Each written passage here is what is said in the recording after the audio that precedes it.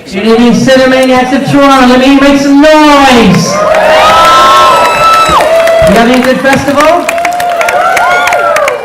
We've only got 2 nights left after tonight. How sad is that? But we do have something very special for you tonight. Welcome. My name is Adam Lopez. I'm the festival director and founder of Toronto After Dark, celebrating our 10th year this year. Give it up for everyone who's been coming out, whether it's your first festival or it's your 10th festival. We really appreciate your support, getting us to 10 thrilling years.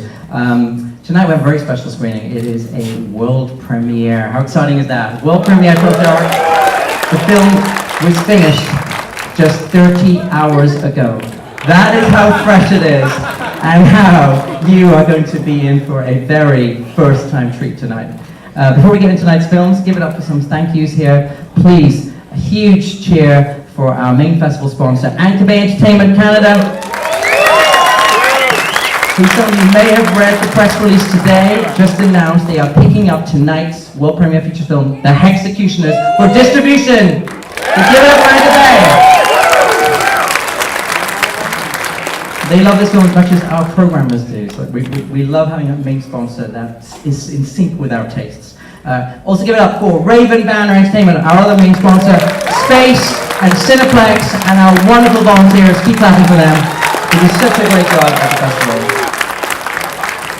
Coming up, we have, what do we have after tonight's screening? Straight after the screening, join us at the top floor of the Office Pub as we celebrate the world premiere of The Hexecutioners with the cast and crew at the Office Pub just around the corner, 117 John Street. The third floor is all ours, so let's enjoy that. We have a 4 a.m. liquor license, so you can get blasted with the cast and crew.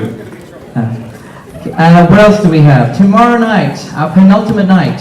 Any fans of the eclectic cult Japanese filmmaker Sion Sono? You might know him from Suicide Club, Love Exposure, Why Don't You Play in Hell? We have 2 of his films back to back. Tag, at 7 o'clock. Japanese schoolgirl splatter, horror, action.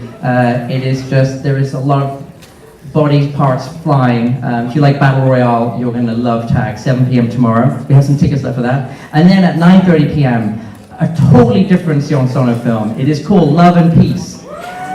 A film called Love and Peace at Toronto Dark, you know, is going to be unusual. And this involves an aging rock star who wants to be a rock star again, and his pet turtle who wants to grow up to be Godzilla. You're one who want to see this twisted fantasy Love and Peace that blew away our programmers when they got to see it. And I'm telling you, Twitter will light up tomorrow night. If you don't see Love and Peace tomorrow at 9:30, you will be killing yourself. That is the film that tomorrow night is going to set Twitter ablaze. So come back for that tomorrow at 9:30. Closing night, we have it's Friday night, and at 7 o'clock we have an indie gem. It's called Patchwork. It's the international premiere, and this is a wonderful little twisted tale of 3 girls who get stitched together to create a single Frankenstein monster that goes on a rampage in the city. It's a really quirky film. It's got some great gore, it's got some romance in it, it's got comedy, and it's a real gem that we don't have a lot of marketing material to show you with, but trust us, we love Patchwork. 7 o'clock Friday, come here for that. And finally, we're closing the festival up, 9:30 p.m. on Friday, with Deathgasm. Who's looking forward to that? Small little New Zealand town that gets taken over by demons after a young metalhead band unleashed them on their neighbors. And then they have to go carving them up, chopping them up. If you like The Evil Dead, if you like that kind of gore, over-the-top violence, you will love Deathgasm. We're sold out of the 9:30 show, but we do have an encore presentation at 11:45 that you guys can buy tickets to. So tell your friends, come back for Deathgasm, closing night, and then we're going to party it up to celebrate the end of our 10th year. Now, without further ado, let's talk about tonight's films. Have you been doing the shorts that we play in front of the features? We've got a short tonight. It's called This Home Is Not Empty. It's by Carol Nguyen, who I believe is not here in the audience. Carol, if you are here, do shout. I don't think she can make it for tonight's screening. So it's a lovely little short, and you'll be seeing that before the feature. And let's get into tonight's feature film.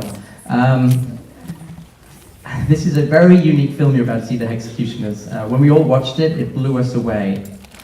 The director, Jesse Cook, who's been here multiple times at the festival.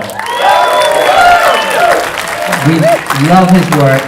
He is actually setting a record tonight. He is becoming the first three-peat director in Toronto Dark history to have 3 feature films at our festival in our history.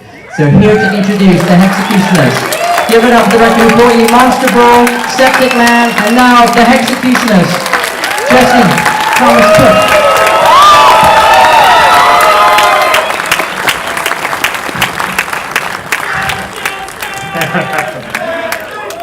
How about those fucking Jays tonight? Sorry, Stephen Harper couldn't make it tonight either. Tony Burgess wrote the film. Me and him scouted this really bizarre property, this out in the middle of nowhere, near Owen Sound, Ontario. And, we really had no idea what kind of movie we wanted to make, but when we went to this really bizarre property, we scouted it first in February, in the middle of the winter, and decided we wanted to do a haunted house film. So Tony's here tonight. He'll be up at the Q&A. He had 2 heart attacks on this film. He's still kicking. He's here, and we'll talk to him about that after. Give it up for Tony.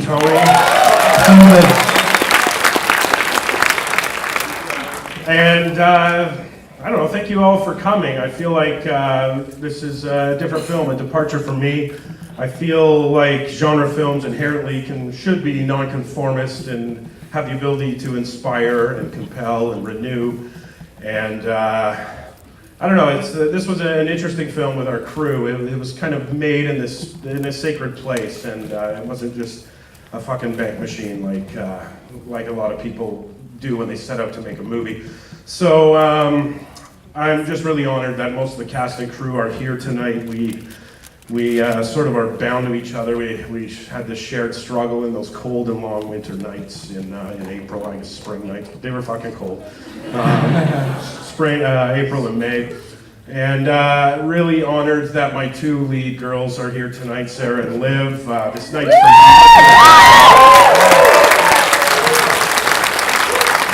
And finally, I just want to do 3 thank yous. First to Urban Post. As Adam said, we just finished this friggin' film 30 hours ago, and so Tom and Keith and Lucas and Kyle and Ike, thank you so much for your hard work to the finish line.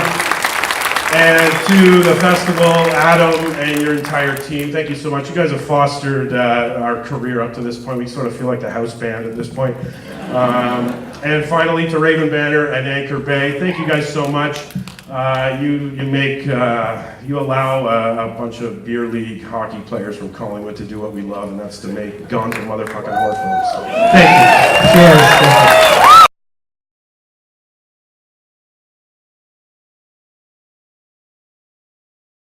Without further ado, please welcome to the stage director Jesse Cook to introduce all his wonderful cast and crew. Producer of the world premiere of a film that was finished 30 hours ago.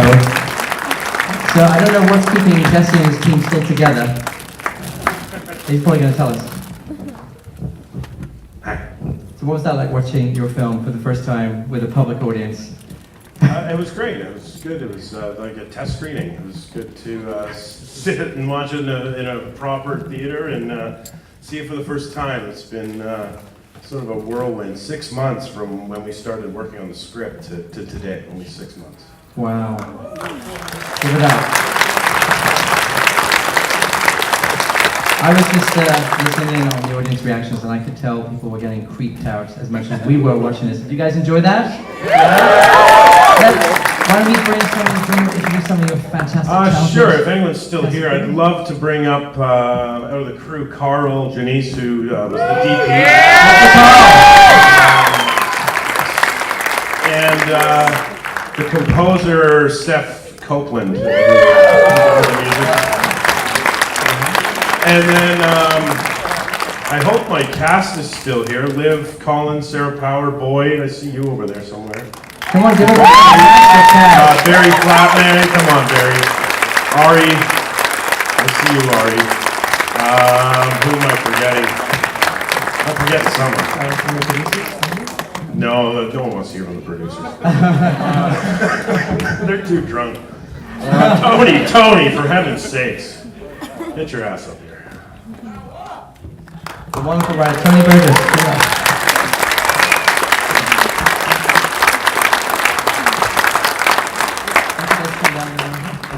So cool. I guess first off, just to start off, where did you come up with the idea, I guess you and Tony, for this piece? Tone, you remember, we had originally had a script that was a comedy about a death cult. It was called Cult Buster. And we wrote the script, and at like the last second, I was like, this is going to be horrible. And we drove up there. On the drive up to that location, we started talking about the original The Haunting. And I think that's where we started from. Well, we went back to a very, I went back to a traditional sort of gothic feeling, and for me that was Shirley Jackson and a great, early 50s, The Haunting. And then, in fact, the relationship between the two is Claire Bloom and Julie Harris, and kind of exaggerated and retarded. Can you say that now that PFC goes? Justin? You guys actually had an old. Anyway, so it was that, and we went for a very classical, measured feeling, and didn't jump at things as quickly as you might be writing something you think is going to be exciting. So what's up? And just to let you guys know, we're going to throw it to you guys in a moment, and we've got 5 prize packs from Anchor Bay Entertainment to give out to the first 5 questions. So start thinking of your questions now. Let's ask your very talented cast here what it was like to work on such a creepy film. Was it as creepy to be on set? The cast was beautiful. It was amazing. I'll let them answer. As it was to watch the final film? No. This was a super interesting place to shoot this movie. It was insanely creepy and cold and so weird. So it was very easy to just like be creeped even in the middle of the day. So it was awesome. It was very cold. The place we were shooting is Barry here? No. Okay. It was a very special place we were shooting in. It was a strange house with no heat and no bathrooms. No bathrooms. And just tons of strange figurines and. fucking nightmare. It was a nightmare. The guy that owned this property had 700-800 small statues that he had made himself out of concrete with his. He was amazing. He drug us around the property. Not only did he own that main estate, but Barry owned the farmhouse we saw at the start, Malison's apartment, the house the old lady was throwing up in was a whole different house. He owns 6 century homes in Sound. The guy's a legend. I wish he was here tonight. He's such a character. He's a brilliant great restorer. Let's give it up for Barry. Yeah, let's give it up for Barry. And then I just want to make sure everyone gets a chance to speak. Liv and Sarah, and we did we must have auditioned 50 people each. They're based here in Toronto, and I thought they were sensational. Fantastic. And now two such comedies. And then we went out of our way to get all these great character actors like Boyd, who he's hiding over there. He just smoked a joint or something. Barry Flatman, who it was such an honor to work with you. Barry was out here on our very first day. We barely even known Liv. And it was so great to have Barry out, this veteran character actor who just fucking stole the scenery. And then Ari, on the very last day, you and Sarah had a great scene. I really enjoyed working with you guys. Say something. Say something. It was a great experience. I had no idea what I was getting into. I don't even think I read the second half of the script, actually. Or maybe I tried and didn't understand it or something, I don't know. But it was great. The first shot we did was at the lineup for the food in the Chinese restaurant. And right there I had an idea what we were doing. Splat. Great time. That was also a famous film director back in the corner there. It was one of the old guys we should off right at the beginning. That was Bruce McDonald in the corner for those that were really looking. Anyway, it was great fun. Shooting fast and just a wonderful bunch of people. I had a blast. I don't know what I'm going to add, so I'm just going to pass it back to you. It was a last time. It was a lot warmer than I guess the rest of the shoot was.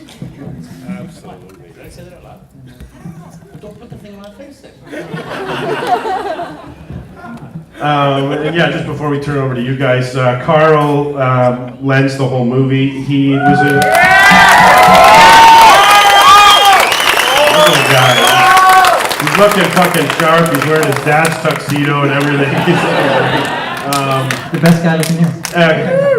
Carl was originally going to be our focus puller. We lost our DP a month before, and we had good faith that you could take over. And he was a hard worker, and you certainly know more than anyone I know in terms of the technical details of camera work. And I think you did a great job. Why don't you talk about the look of the film and the Steadicam versus handheld and all that great stuff? Well, I mean, first heads up I have to give is to Mitch Momertz, my Steadicam operator. Amazingly talented human being. He shot 90% of this movie. So yeah, 90% of the movie was shot on Steadicam to give it like a kind of ethereal, spiritual feel. After Malison performs her first euthanasia, she becomes haunted, as revealed by Barry's character. And then we kind of gave it that spiritual feel. And then whenever we followed Olivia around, it was more shoulder work done by my amazing second unit DOP, Steven Solchani. I mean, to be honest, guys, I really have to give it up to my team. My team is really the reason why you saw that, and hopefully you enjoyed it. Thank you very much, guys. Yeah. You gotta be very, Absolutely. We'll get to her next. We shot it in 16 days, and we were running out of time like crazy. So the last week we split into 2 units, and I don't know if anyone noticed, but everything with Sarah Power and Olivia, the scene, Sarah, where you're by yourself, I didn't get to direct any of that. I had a second unit and a third unit director, and but I think it worked because that's the only time in the film we sort of follow her character. It's we're doing the audio commentary for the fucking DVD right now. Last person to talk. I just want to. We're the fucking commentary, which never works out. Are you done? We said, yeah. Okay. Steph Copeland, you've done a couple of our films now, and you were the first person I went to for the score, and it was only about 2 months ago we started collaborating on it, and why don't you tell the fine people here how you did it? Give it up for the composer. Well, when Jesse and I first sat down, he knew he wanted a lot of piano. It had a very rich feel. That whole location really lent itself well to a classical score. But I like a lot of electronic score, so it was a nice little challenge to sneak some electronic elements in there, and that was your plan as well, which was really great. And so there was a lot of deranged feelings coming from that location and from just a lot of the on-screen inspiration. So playing with different timings was really fun, and it didn't go too crazy, but every now and again a little bit of a waltz and a little bit of a 5/4 time. So just sprinkling that fun. Sorry, I'm nerding out. But anyway, yeah, it was. You had a clear vision, and I think in the end we really blended it and mashed it in there pretty good. So it was really a lot of fun.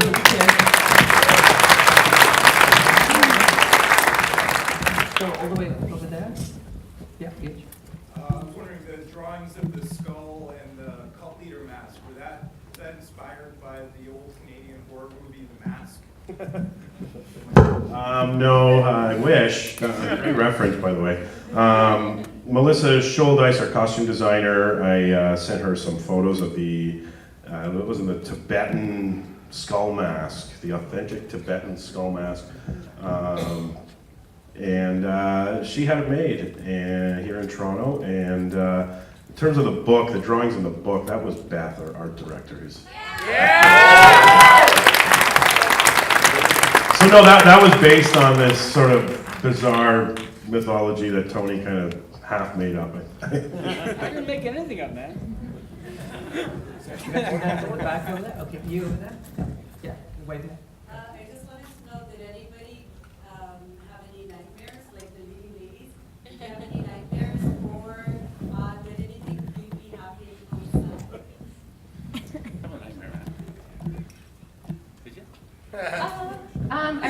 one moment where it was the first time Liv and I were in the house completely alone because we were shooting outside.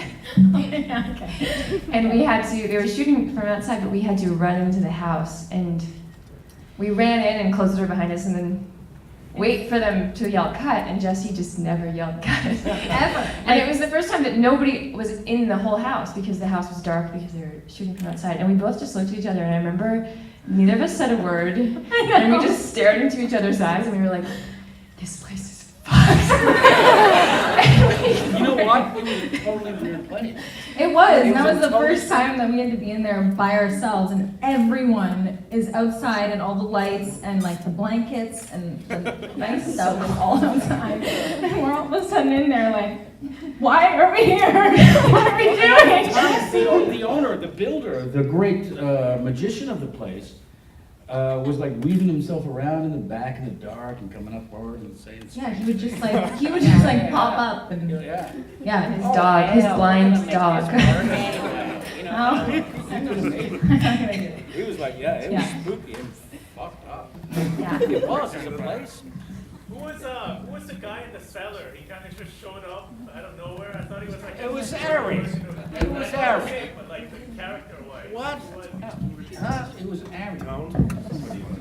Yeah, I don't know who I was. Tell me. You know what? I don't. You know, that's one of those questions I don't like to answer.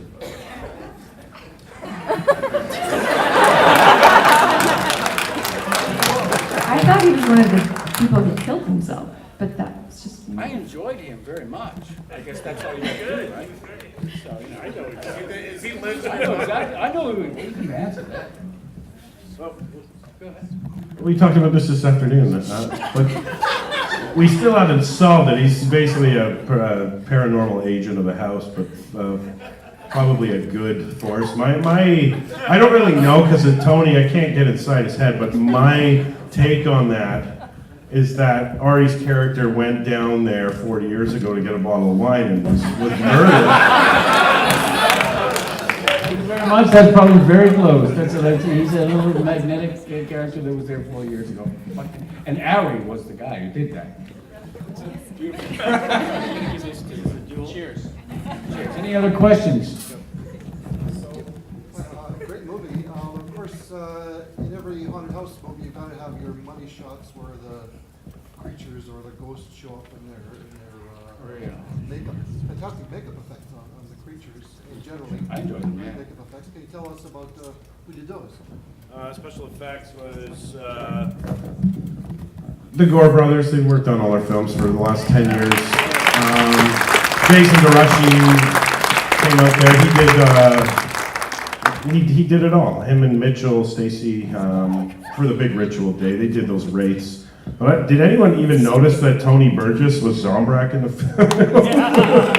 I don't know if anyone even caught that, but yeah, Tony was in the wheelchair having a heart attack during that ritual scene. I actually did.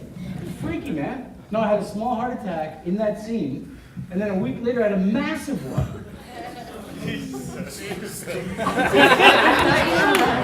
But right now, just This is fun. fucking night solid. You guys never know what's going to happen. Yeah, it was an odd shoot. Tony, yeah, you locked me out of my hotel room a few nights, and yeah, it was fun. It was fun. That's some great people, man. It was a fucking great time. Okay, and the striped shirt, striped shirt. How did you get the birds to eat the small intestines?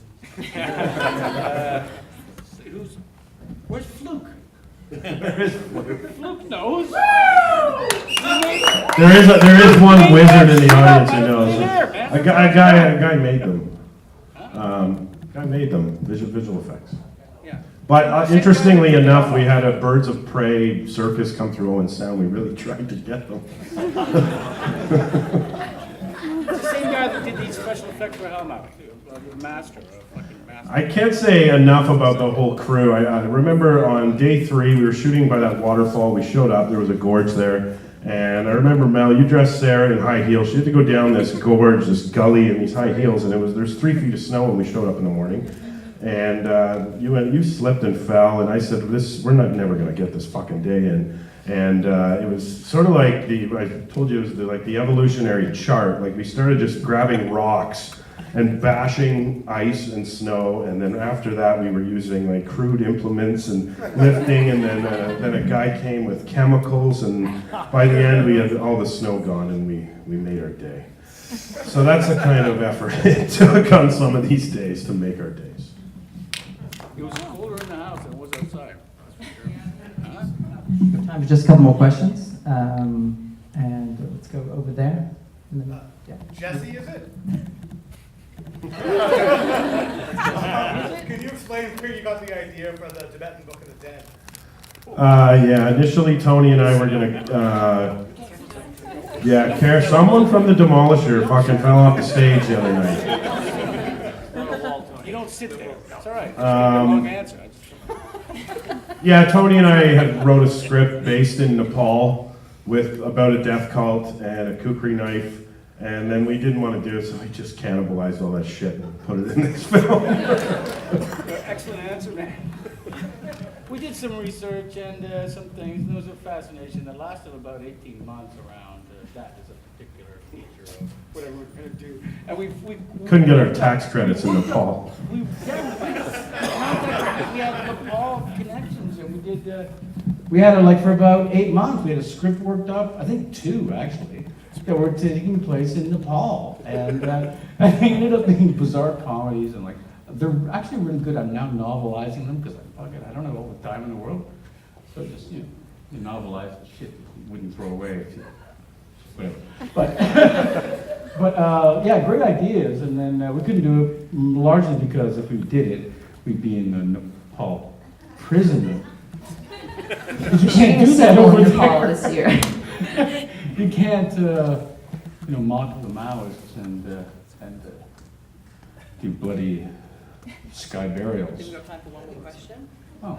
Let's go to over there. Yeah, question for Tony. Can you give us any updates on those supposed Pontypool sequels that have been announced for like several years now? Yeah, I know. That's a pain in the ass. And I've been answering the same way for a number of years. And yeah, they're written, and there's a brand new one up, and there's a new producer, and there's money there sliding up and down. You know what? I don't know. But then, you talk to somebody and they'll tell you something's happening. I work when I can work. You know what I mean? Give it up for the fantastically talented cast and crew of the Hexecutioners. If you've got more questions, we're going to the pub, 3rd floor. You know it's going to be rowdy, it's going to be a long time. We'll see you at the Office Pub. Join us there. Cheers. Thanks again, guys. Thank you very much. I enjoyed it very much. Thanks for being here.